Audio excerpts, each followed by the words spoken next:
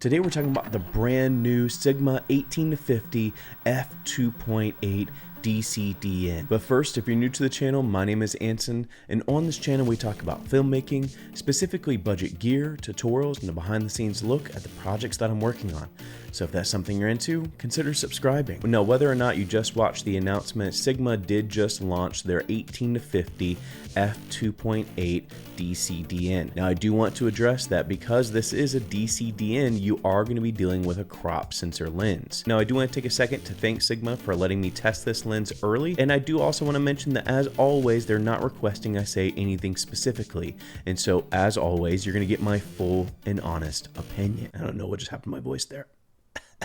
So talking about this brand new lens, we're going to break this down as always by image quality, build quality, my overall thoughts, / who I think it'd be useful for, and let's start with image quality. So a couple of things I love about this lens is the fact that it does have a really good focal range, and so if you're a street, I love this lens for street videographers, street photographers, because it is so small, but it does offer a lot of versatility, and it does offer an f2.8 aperture. And so if you are a street videographer or photographer, this is an amazing lens to think about. Just like any other Sigma lens, it is going to perform in the realm of sharpness and color rendition, but something that impressed me so much about this lens was the minimum focusing distance. The minimum focusing distance is about 4.8 or 4.764 inches, something like that. So this lens does offer really good minimum focusing distance. Matter of fact, for the rest of the review, the sample footage I'm going to show you is actually taken from something that I've been trying to get into, which is customizing die-cast cars or custom painting die-cast cars. And so you'll actually see my first take on customizing a die-cast car, and that was really all possible because of the minimum focusing distance of this lens. It was near macro levels. So that's something that really impressed me with this lens, is the fact that it does have really good minimum focusing distance, along with the fact that it does have a very versatile focal range, offers an f2.8 aperture, and is also obviously really sharp and has really good color rendition. So with that, let's talk about build quality. Now this lens does offer a really quality build. Now when it comes to build quality and kind of understanding how this is built, take the 28-75 full frame lens that Sigma put out and basically just shrink it down, and that's what you're going to get out of this lens. The lens is going to have a zoom ring as well as a focus ring. The focusing is going to be focus by wire, and so if that drives you nuts, this may not be the lens for you, but we all know I hate focus by wire, and I was able to work with this. Now something that I don't like about this lens is it doesn't come with a manual focus and autofocus switch.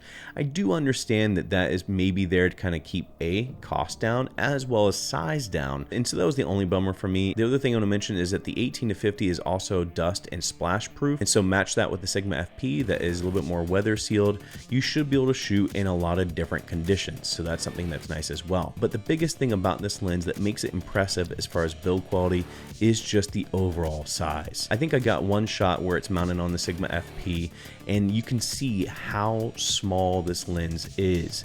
I really do think that this is going to be a great lens for somebody that wants a really compact setup. Sigma is touting that this lens is a class leader as far as the overall compact size. And so when it comes to build quality, honestly, that's the most impressive thing here, is that they're able to do all the things they're trying to do with this lens and have it the size that it is. And so with that said, what are my overall thoughts and who would I recommend this lens to? Now, first off, overall thoughts, this lens is a tiny workhorse and really amazing for certain creatives.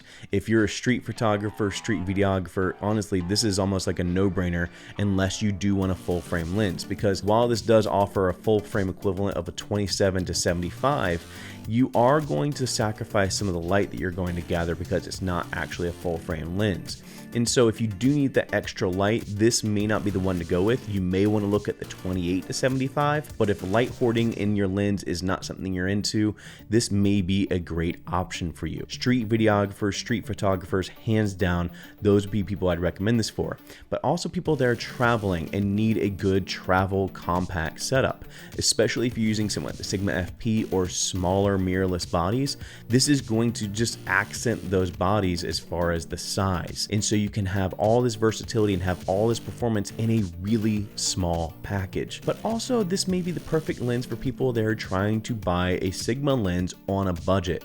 This lens does come in at $549 in the US, and so if you are somebody that needs a more compact setup, something that's really lightweight and easy to pack away, or potentially somebody that's on a budget, I would definitely check out the Sigma 18-50 f2.8 DC-DN. So that's it for me. I hope you guys enjoyed this video. If you did enjoy this video, make sure to give it a like. And if you're digging the overall content from the channel, consider subscribing. If you do have any more questions about this lens, let me know in the comments below. As always, thank you for joining. Go and find your journey.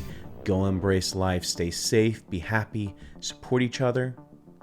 Peace.